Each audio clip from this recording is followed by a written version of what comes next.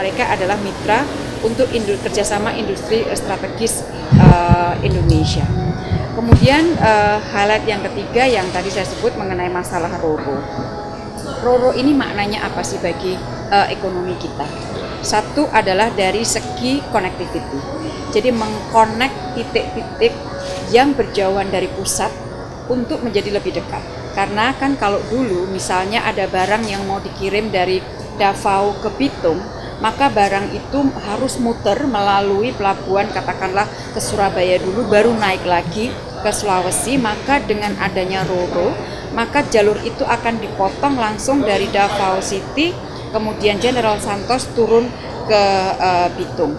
Tadi kita sudah bicara dengan beberapa menteri yang mendampingi Presiden mengenai barang-barang apa saja yang nanti kita coba untuk tambahkan sehingga bisa RoRo itu bisa dimanfaatkan secara optimal. Jadi satu dari aspek connectivity, dua dari aspek perdagangannya, yang ketiga dari aspek people to people contact-nya. Dan jangan lupa bahwa dengan adanya RoRo, selain sebagai bukti peningkatan kerjasama bilateral, ini juga mendukung pembangunan kita dari pinggir dari timur dan juga mendukung ASEAN Connectivity. Karena kita kan sudah memiliki master plan ASEAN Connectivity, antara lain adalah mengenai masalah RoRo ini. Jadi highlight dari kunjungan ini adalah mengenai masalah peluncuran RoRo. Ada satu lagi highlight adalah mengenai masalah sudah diratifikasinya perjanjian batas ekonomi eksklusif antara Indonesia Filipina yang kemarin dari pihak Indonesia sudah selesai dan dari pihak Filipina tadi mengatakan sudah pada tahap yang akhir. Jadi mudah-mudahan pada tahun ini Filipina juga bisa menyelesaikan proses ratifikasinya sehingga kita bisa pertukarkan sehingga menyisakan satu yaitu mengenai landas kontinen. Nah, di ini saya ingin sampaikan bahwa ini adalah merupakan bukti dari komitmen pemerintah untuk mengintensifkan negosiasi. Untuk negosiasi perbatasan maritim termasuk diantaranya bukan merupakan hal yang mudah, dan tahun lalu kita bisa melakukan ratifikasi dengan Singapura, tahun ini kita ratifikasi EEZ dengan Filipina. Kita pada saat yang sama mencoba untuk mengintensifkan negosiasi untuk landas kontinen, dan tadi pagi saya juga bicara dengan Menteri Luar Negeri Vietnam untuk hal yang sama, mengintensifkan negosiasi untuk penyelesaian EEZ dengan Vietnam. Kita mencoba untuk April kemarin kita sudah ketemu, tapi masih banyak hal yang harus kita jembatani. Oleh karena itu, kedua Menlu tadi ketemu lagi untuk memberikan mandat kepada tim teknis agar cobalah dilihat apakah kita bisa intensifkan lagi sehingga akan cepat selesai. Mengenai masalah kerjasama maritim, kedua presiden tadi menyampaikan pentingnya kerjasama untuk menjaga keamanan perairan di laut di wilayah sekitar dua negara. Teman-teman ingat mengenai masalah trilateral cooperation dan lain-lain.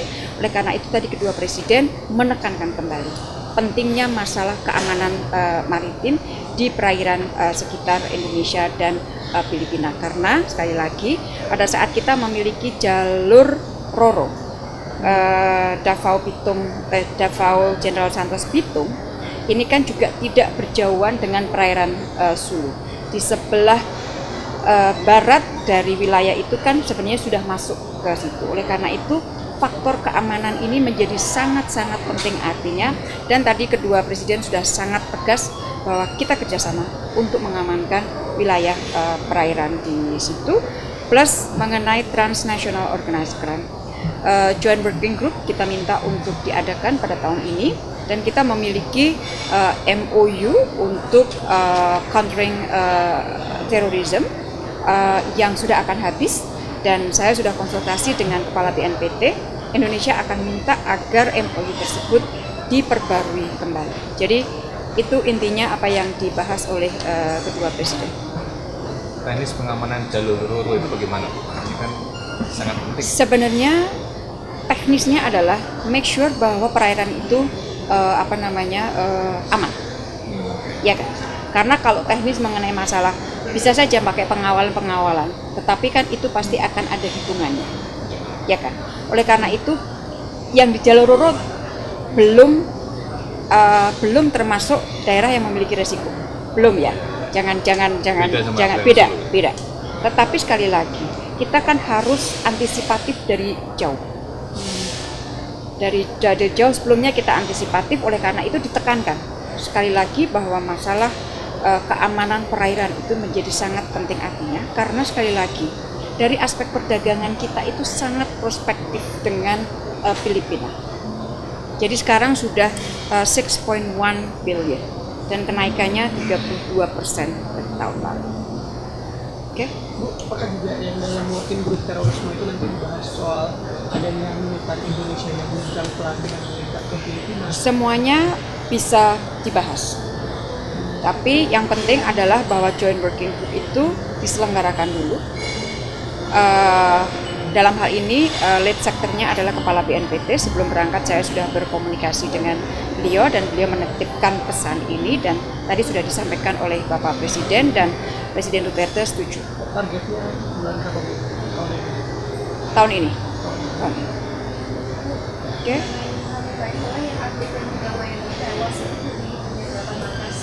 No, itu belum dapat dikonfirmasikan. Jadi setelah kita menerima informasi itu, kita mencoba untuk mencari tahu. Dan bahkan konsul jenderal kita di Davao City sudah bergerak mencari informasi. Kemarin pagi saya berkomunikasi dengan acting Menteri Luar Negerinya. Jadi sampai saat ini kami belum bisa mengkonfirmasikan apakah betul 3 orang itu adalah warga negara Indonesia. Karena banyak sekali informasi, lebih banyak informasi yang saya terima bahwa 3 orang itu bukan warga negara Indonesia. Tetapi sekali lagi, kami baru akan menyampaikan posisi yang resmi setelah semua konfirmasi kita peroleh.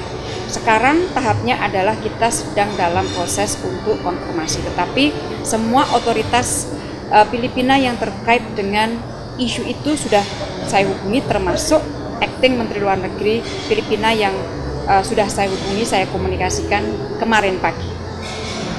Termasuk yang paspor, satu yang paspor Indonesia.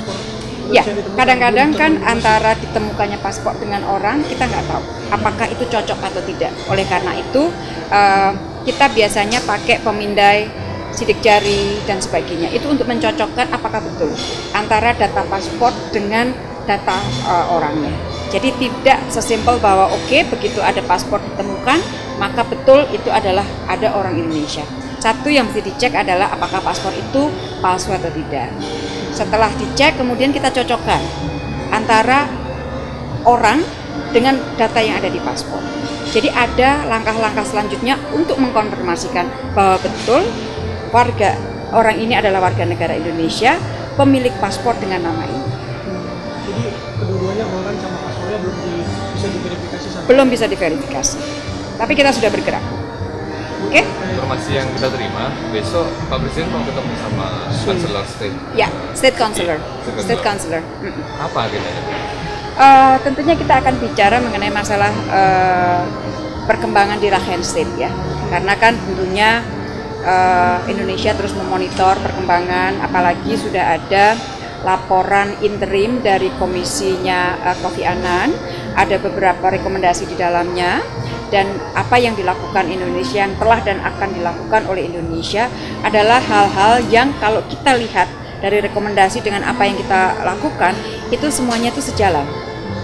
Oleh karena itu kita besok ingin mendengarkan juga dari State Councilor Do Aung Suu Kyi mengenai masalah perkembangan di lapangan seperti apa yang diharapkan dari Indonesia dan harapan Indonesia terhadap Myanmar sekitar isu itu. Yang diinginkan Indonesia apa? Kita kan sudah, jadi begini, satu, tentunya situasi keamanan, situasi kemanusiaan itu kita sudah sampaikan konsep. Itu jelas.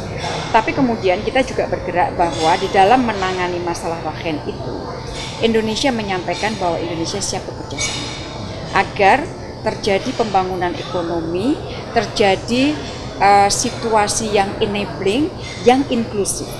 Jadi tidak ada diskriminasi dan lain-lain. Nah, untuk menciptakan enabling environment di Rakhensit itu, maka Indonesia siap untuk membantu Myanmar. Nah, membantunya itu ada yang sifatnya pada saat itu emergency, humanitarian yang kita sudah lakukan, terus kemudian ada yang sifatnya mid and long term.